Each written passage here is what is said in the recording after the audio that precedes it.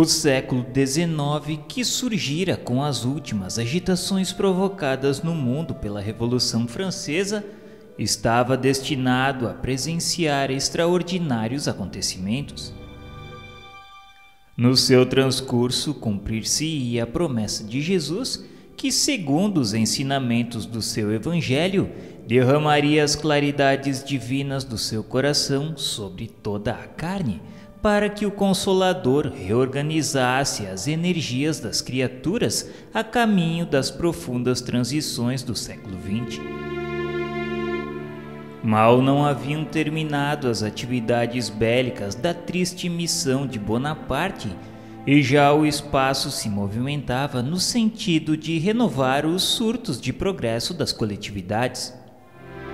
Assembleias espirituais reunindo os gênios inspiradores de todas as pátrias do orbe eram levadas a efeito nas luzes do infinito para a designação de missionários das novas revelações. Em uma de tais assembleias, presidida pelo coração misericordioso e augusto do Cordeiro, fora destacado um dos grandes discípulos do Senhor para vir à Terra com a tarefa de organizar e compilar ensinamentos que seriam revelados, oferecendo um método de observação a todos os estudiosos do tempo. Foi assim que Allan Kardec, a 3 de outubro de 1804, via a luz da atmosfera terrestre na cidade de Lyon.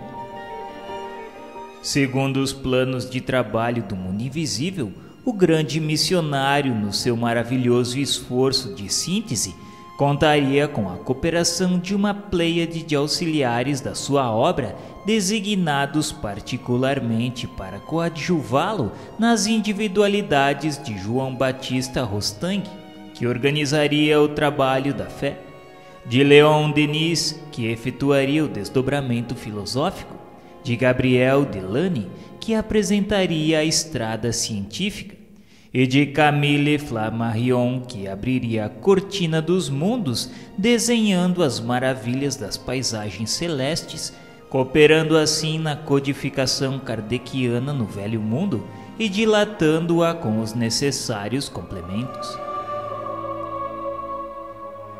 Ia resplandecer a suave luz do Espiritismo depois de certificado senhor da defecção espiritual das igrejas mercenárias que falavam no globo em seu nome. Todas as falanges do infinito se preparam para a jornada gloriosa. As abnegadas cortes de Ismael trazem as suas inspirações para as grandes cidades do país do Cruzeiro, conseguindo interessar indiretamente grande número de estudiosos. As primeiras experiências espiritistas na pátria do Evangelho começaram pelo problema das curas. Em 1818, já o Brasil possuía um grande círculo homeopático sob a direção do mundo invisível. O próprio José Bonifácio se correspondia com Frederico Hahnemann. Nos tempos do Segundo Reinado, os mentores invisíveis conseguem criar na Bahia, no Pará e no Rio de Janeiro alguns grupos particulares que projetavam enormes claridades no movimento neo-espiritualista do continente, talvez o primeiro da América do Sul. Antes dessa época, quando prestes a findar o Primeiro Reinado, Ismael reúne no espaço seus dedicados companheiros de luta e, organizada a venerável assembleia, o grande mensageiro do Senhor esclarece a todos sobre os seus elevados objetivos. Expôs ele que aquele século seria assinalado pelo advento do Consolador à face da terra. Nos próximos 100 anos se efetuariam os grandes movimentos preparatórios para os outros 100 anos que haveriam de vir. As rajadas de morticínio e de dor avalaçariam a alma da humanidade no século próximo, dentro dos imperativos das transições necessárias que seriam o sinal do fim da civilização precária do Ocidente. Ismael explicou que fazia-se mister que amparassem os corações atormentados dos homens naquelas grandes amarguras, preparando-lhes o caminho da purificação espiritual através das sendas penosas. Era preciso, pois, preparar o terreno para sua estabilidade moral naqueles instantes decisivos dos seus destinos. Numerosas fileiras de missionários encontravam-se disseminadas entre as nações da terra com o fim de levantar a palavra da Boa Nova do Senhor, esclarecendo os postulados científicos que surgiriam naquele século nos círculos da cultura terrestre. Uma verdadeira renascença das filosofias e das ciências se verificaria no transcurso daqueles anos, a fim de que no século XX fosse devidamente esclarecido como elemento de ligação entre a civilização em vias de desaparecer e a civilização do futuro que assentaria na fraternidade e na justiça, porque a morte no mundo, prevista na lei e nos profetas, não se verificaria porquanto com referência à constituição física do globo, mas quanto às suas expressões morais, sociais e políticas. A civilização armada teria de perecer para que os homens se amassem como irmãos. Concentrariam dessa forma os seus esforços na terra do Evangelho, para que fosse possível plantar nos corações de seus filhos as sementes benditas que mais tarde frutificariam no solo abençoado do Cruzeiro.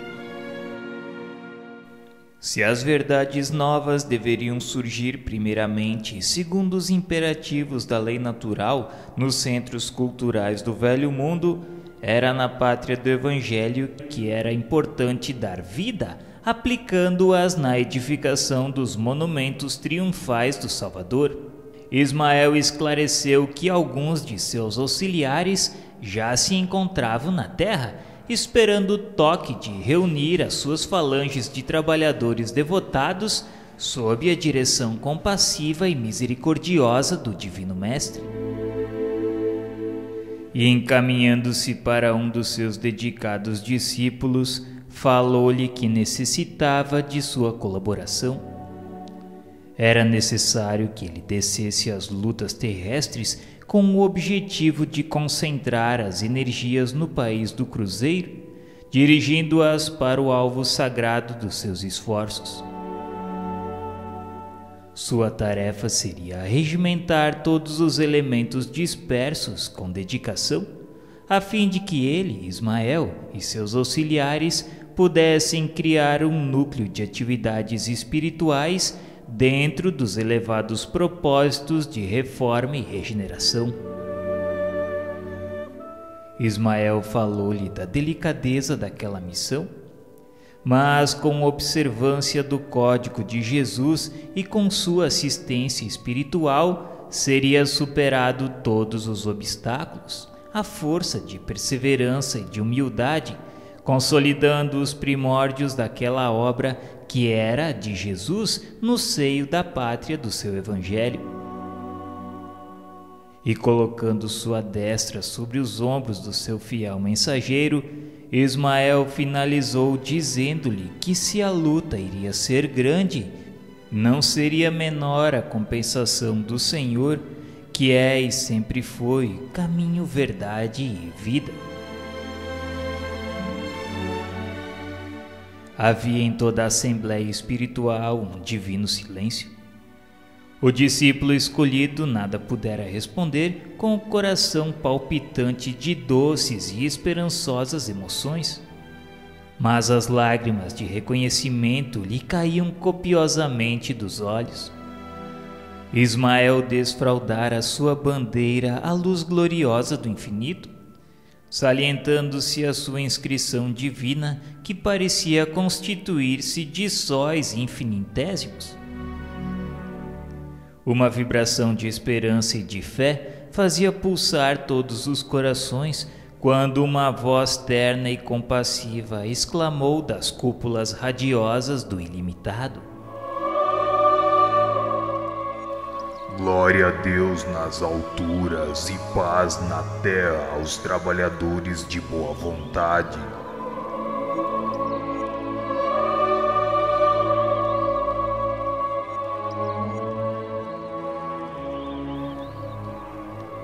Relâmpagos de luminosidade estranha e misericordiosa clareavam o pensamento de quantos assistiam ao maravilhoso espetáculo, enquanto uma chuva de aromas inundava a atmosfera de perfumes balsâmicos e suavíssimos. Sob aquela bênção maravilhosa, a grande assembleia dos operários do bem se dissolveu. Daí a algum tempo, no dia 29 de agosto de 1831, em Riacho do Sangue, no estado do Ceará, nascia Adolfo Bezerra de Menezes, o grande discípulo de Ismael que vinha cumprir no Brasil uma elevada missão.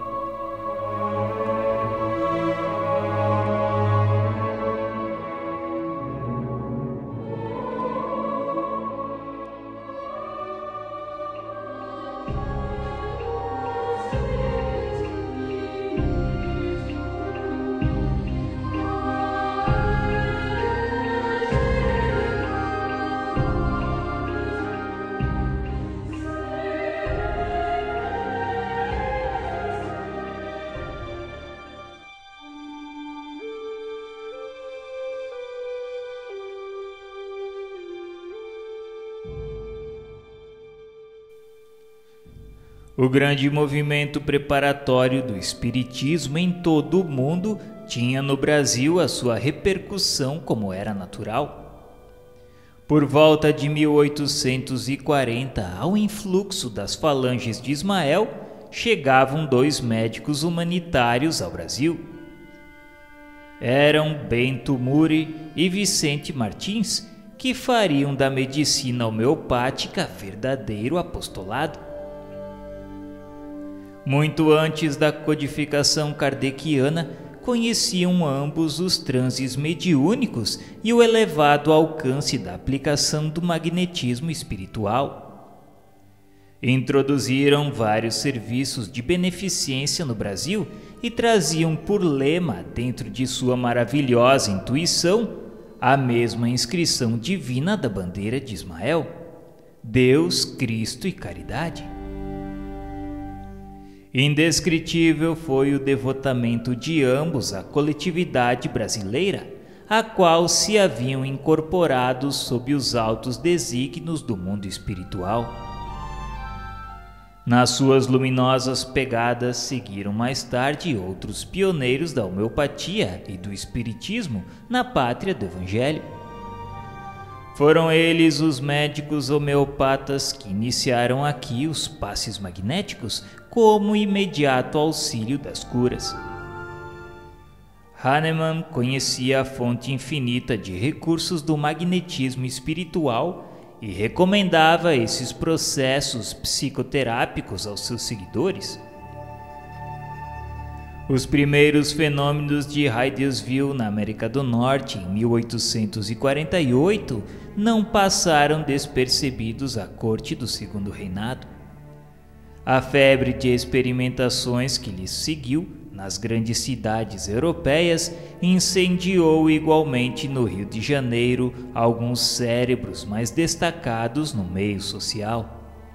Em 1853, a cidade já possuía um pequeno grupo de estudiosos, entre os quais se podia notar a presença do Marquês de Olinda e do Visconde de Uberaba.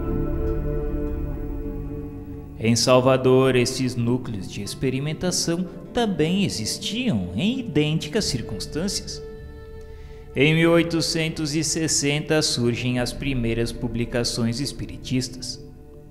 Em 1865, o Dr. Luiz Olímpio Teles de Menezes, com alguns colegas, replicava pelo Diário da Bahia a um artigo algo irônico de um cientista francês desfavorável ao espiritismo, publicado na Gazette Médicale e transcrito no jornal referido. As publicações brasileiras não passaram despercebidas ao próprio Allan Kardec, que delas teve conhecimento com a mais justa satisfação íntima. A doutrina seguia marcha vitoriosa através de todos os ambientes cultos da Europa e da América, quando o grande codificador se desprendeu dos laços que o retinham à vida material em 1869. Justamente nesse ano surgiu o primeiro periódico espírita brasileiro, o Eco de Além Túmulo. O desaparecimento do mestre deixara algo desorientado o campo geral da doutrina em organização. Em Paris, como nos grandes centros mundiais, quiseram inutilmente substituir-lhe a autoridade. As falanges de Ismael estavam vigilantes. Sugeriram aos espiritistas brasileiros a necessidade de criar no Rio um núcleo central das atividades, que ficasse como órgão orientador de todos os movimentos da doutrina no Brasil.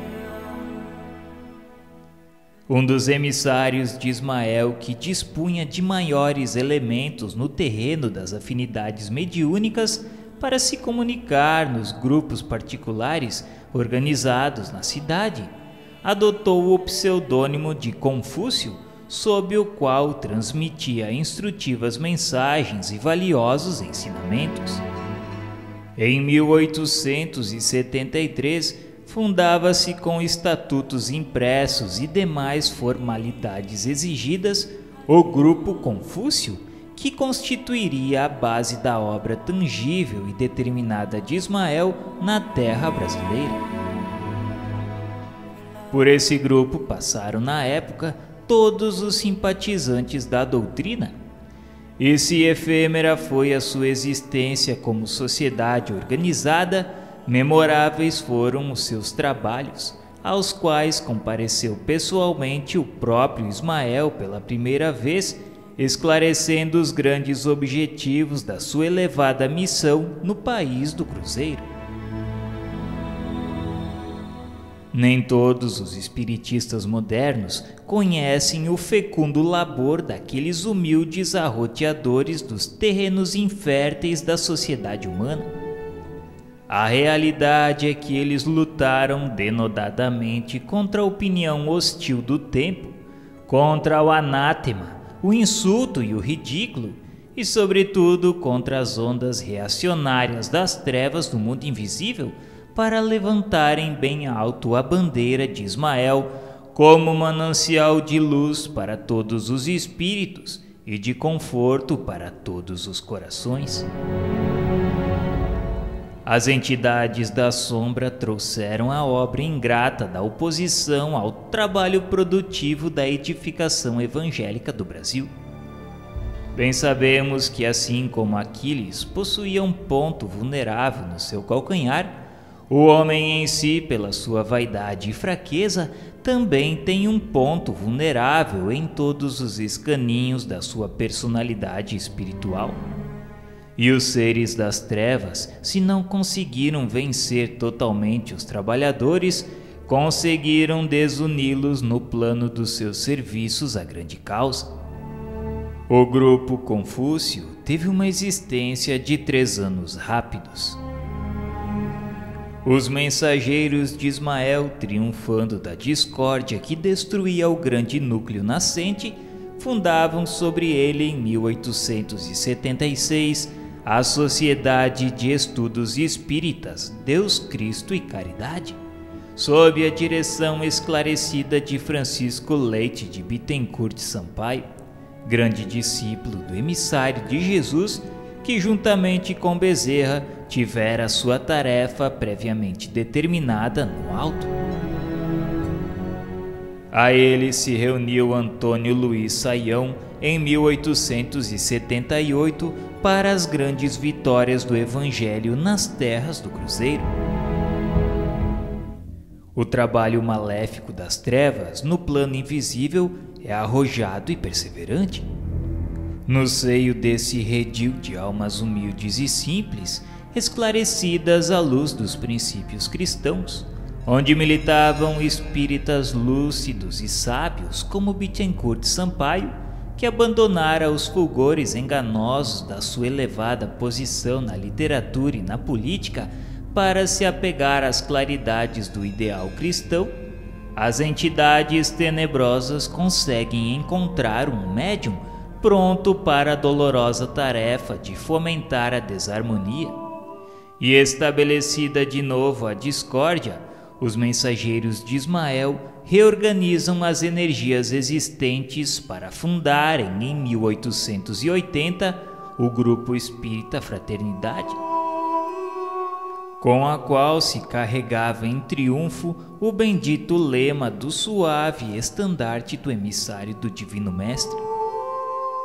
Em 1883, Augusto Elias da Silva, na sua posição humilde, lançava o Reformador, coadjuvado por alguns companheiros e com o apoio das hostes invisíveis. As mesmas reuniões do grupo humilde de Antônio Saião e Bittencourt Sampaio continuam. Uma pleiade de médiuns curadores, notáveis pela abnegação, iniciam no Rio o seu penoso apostolado. Elias da Silva e seus companheiros notam, entretanto, que a situação se ia tornando difícil com as polêmicas esterilizadoras. A esse tempo, os emissários do alto prescrevem categoricamente aos seus camaradas do mundo tangível que chamassem Bezerra de Menezes ao seu apostolado.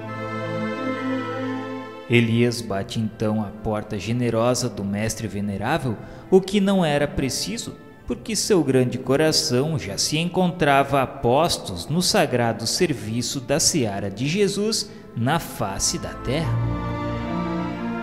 Bezerra de Menezes traz consigo a palma da harmonia, serenando todos os conflitos. Estabelece a prudência e a discrição entre os temperamentos mais veementes e combativos. A obra de Ismael, no que se referia às luzes sublimes do Consolador, estava definitivamente instalada na pátria do Cruzeiro, apesar da precariedade do concurso dos homens. As divergências foram atenuadas para que a tranquilidade voltasse a todos os centros de experimentação e de estudo. Os operários espalhavam-se pelo rio, cada qual com a sua ferramenta, dentro do grande plano da unificação e da paz nos ambientes da doutrina. Plano esse que eles conseguiram relativamente realizar mais tarde, organizando o aparelho central de suas diretrizes, que se consolidaria com a Federação Espírita Brasileira, onde seria localizada a sede diretora no plano tangível dos trabalhos da obra de Ismael no Brasil.